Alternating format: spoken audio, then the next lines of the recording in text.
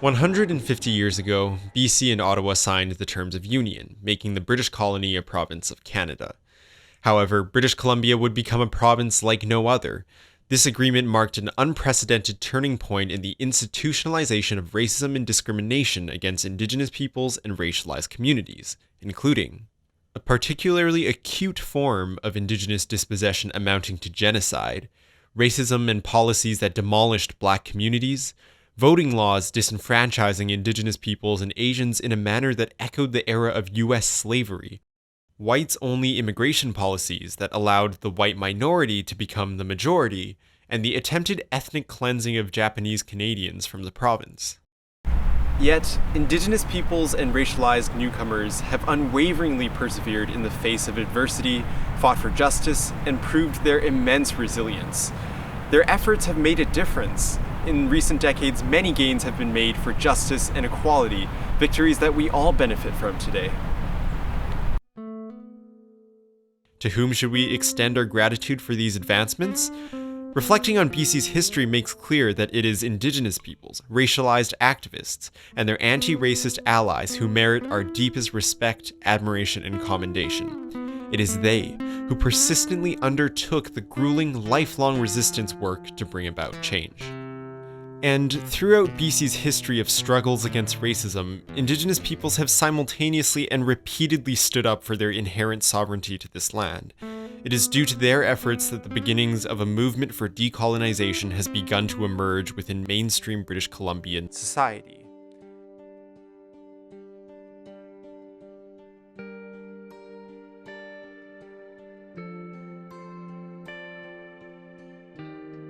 After years of sustained efforts demanding the government for the franchise, South Asian and Chinese Canadians won the provincial vote in 1947. 2 years later, Japanese Canadians and Indigenous peoples were also granted the vote, although Indigenous peoples continued to be denied the federal vote for another decade. After receiving the vote in 1949, Frank Calder didn't wait to enter the BC political scene. That same year, he became the first Indigenous person elected as an MLA in BC. Calder, from the Niska Nation, later became famous for the Aboriginal title case he brought to the Supreme Court of Canada in 1967. The court confirmed that Aboriginal title had existed independent of colonial law. Although the court was split on whether Aboriginal title continued to exist, the decision was a starting point for legal discussion on land claims across Canada.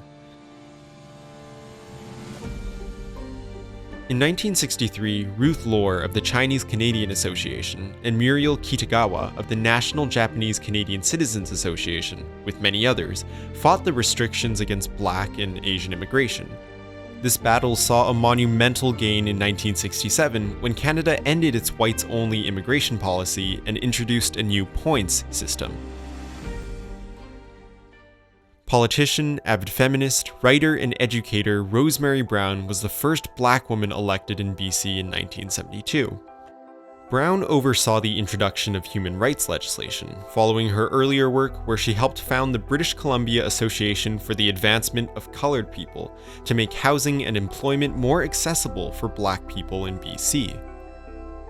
Despite this province's early history of Black settlement, the story and contributions of Black British Columbia have seldom been recognized in our history. On the other hand, anti-Black racism in this province never disappeared. By the end of the 1960s, the only remaining center of the Black community, Hogan's Alley in Vancouver, was bulldozed to make way for a freeway.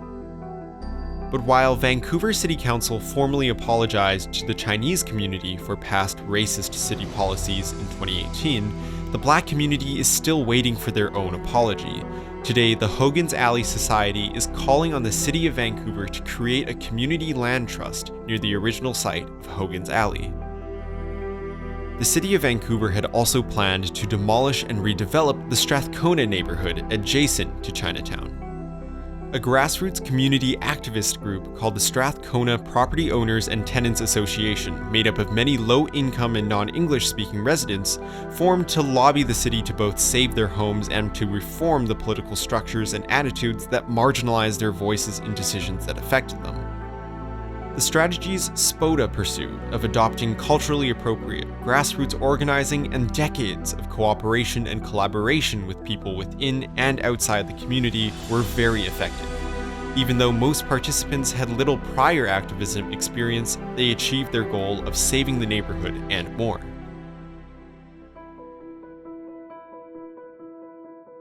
After the horrific treatment of Japanese Canadians during World War II, the Japanese Canadian community began a campaign for redress in 1980.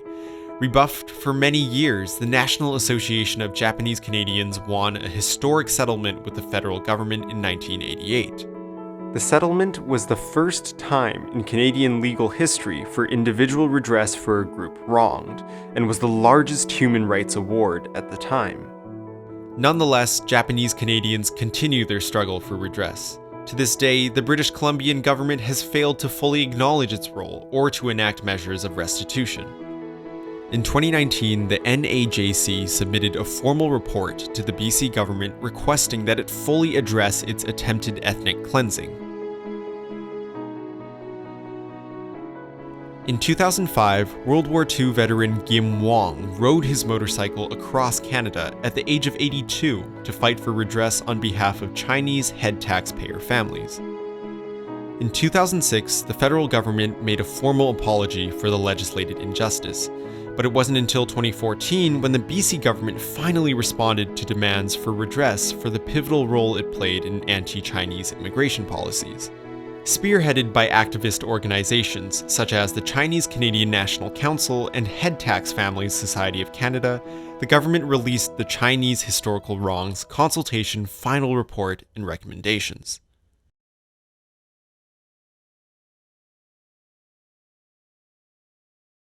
Some gains are finally being won after the centuries-long battle by Indigenous peoples, too.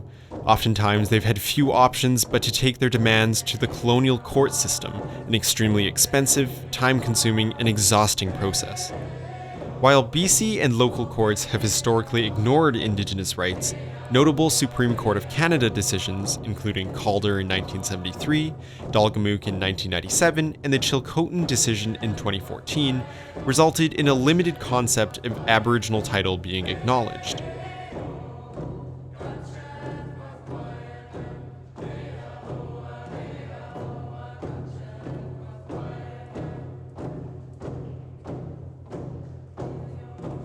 Furthermore, the 2015 Truth and Reconciliation Commission's calls to actions are having notable impacts for settler society to recognize and respond to the plights of Indigenous peoples.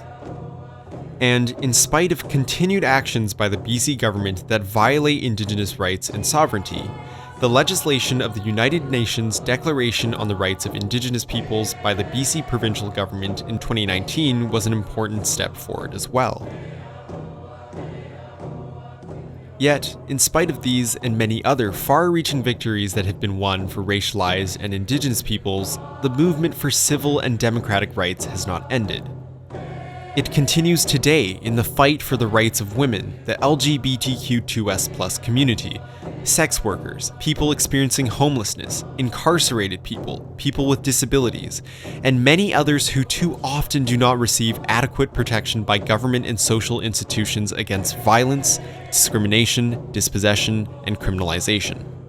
And systemic racism, too, continues to permeate the institutions and culture inherited from BC's legacy of white supremacy and settler colonialism. Although progress has been made, there are still countless examples of institutional and individual acts of racism in BC today. Beneath a veneer of equality and adherence to multiculturalism, there exists a tangled, often invisible web of prejudice that make up what we call systemic racism. This web includes the social standards against whom all are judged, and usually reflects a normative white settler experience, affording those of European heritage the perennial advantage of white privilege.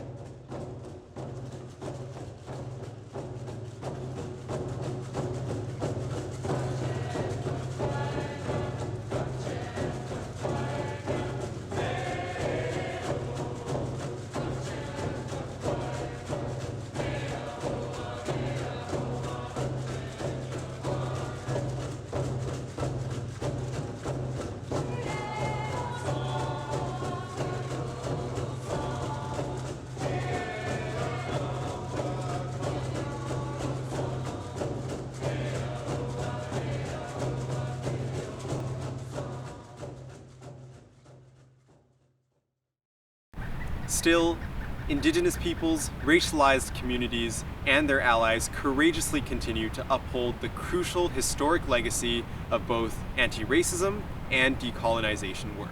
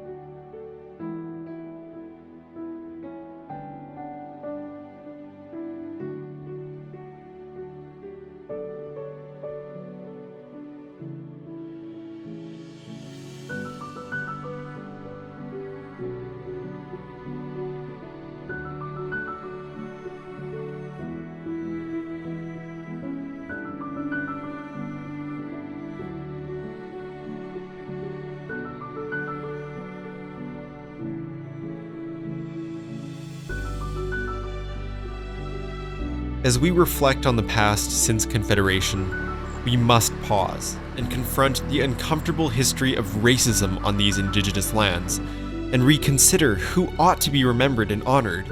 Social activists and their struggles for justice delivered the victories that we benefit from today. Honoring them requires that each and every one of us fight for justice, work to end racism and other forms of discrimination, and decolonize what has never been British Columbia.